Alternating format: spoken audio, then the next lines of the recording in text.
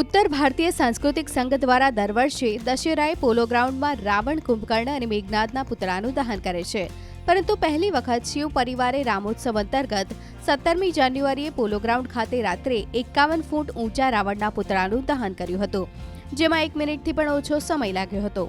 ઉલ્લેખનીય છે કે અયોધ્યામાં રામ જન્મભૂમિ પર નિર્માણ પામેલા ભવ્ય રામ મંદિરમાં રામલલ્લાની પ્રતિમાનો પ્રાણ પ્રતિષ્ઠા મહોત્સવ શરૂ થયો છે, જેને અનુલક્ષીને શહેરના રામ ભક્તોમાં ખૂબ ઉત્સાહ જોવા મળી રહ્યો છે.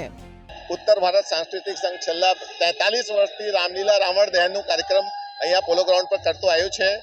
ચૂંકि શ્રી રામજીની પ્રાણ પ્રતિષ્ઠા જે થઈ રહી છે અયોધ્યામાં, એ જ સિલસિલામાં નિકા દ્વારા રાવણના પુતળાનું આજે દહન કરવામાં આવ્યું છે અને ભવ્ય આતિશબાજી કરવામાં આવ્યું છે.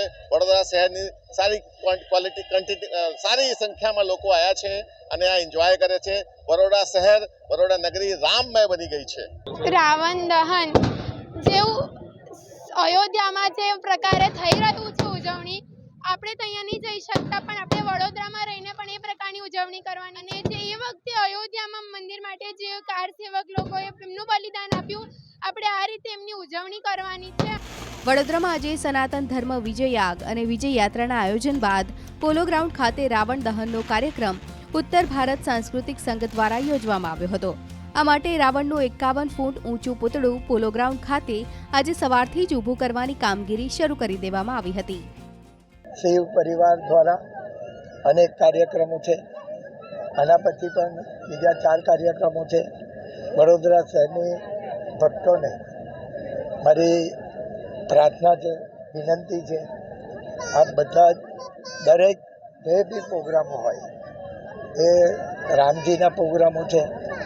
આપણા દેશના વડાપ્રધાન નરેન્દ્ર મોદીજીએ જ્યારે રામજીનું મંદિર અયોધ્યામાં બની શકે એમ જ નહોતું, પરંતુ એમને ભારે પ્રયત્નથી આજે મંદિરનું કામ લગભગ પૂરું થશે. ઉત્તર ભારતીય સાંસ્કૃતિક સંઘ દ્વારા દર વર્ષે દશેરાએ પોલો ગ્રાઉન્ડમાં રાવણ, કુંભકર્ણ અને મેઘનાદના પુતળાનું દહન કરે છે. પરંતુ પહેલી વખત શિવ પરિવારે રામોત્સવ અંતર્ગત 17મી જાન્યુઆરીએ પોલો ગ્રાઉન્ડ ખાતે રાત્રે 51 ફૂટ ઊંચા રાવણના પુતળાનું દહન કર્યું હતું, જેમાં 1 મિનિટથી પણ ઓછો સમય લાગ્યો હતો. ઉલ્લેખનીય છે કે અયોધ્યામાં રામ જન્મભૂમિ પર નિર્માણ પામેલા ભવ્ય રામ મંદિરમાં રામલલ્લાની પ્રતિમાનો પ્રાણ પ્રતિષ્ઠા મહોત્સવ શરૂ થયો છે, જેને અનુલક્ષીને શહેરના રામ ભક્તોમાં ખૂબ ઉત્સાહ જોવા મળી રહ્યો છે.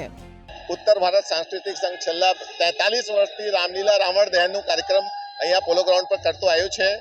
ચૂંકि શ્રી રામજીની પ્રાણ પ્રતિષ્ઠા જે થઈ રહી છે અયોધ્યામાં, એ જ સિલસિલામાં નિકા દ્વારા રાવણના પુતળાનું આજે દહન કરવામાં આવ્યું છે અને ભવ્ય આતિશબાજી કરવામાં આવ્યું છે.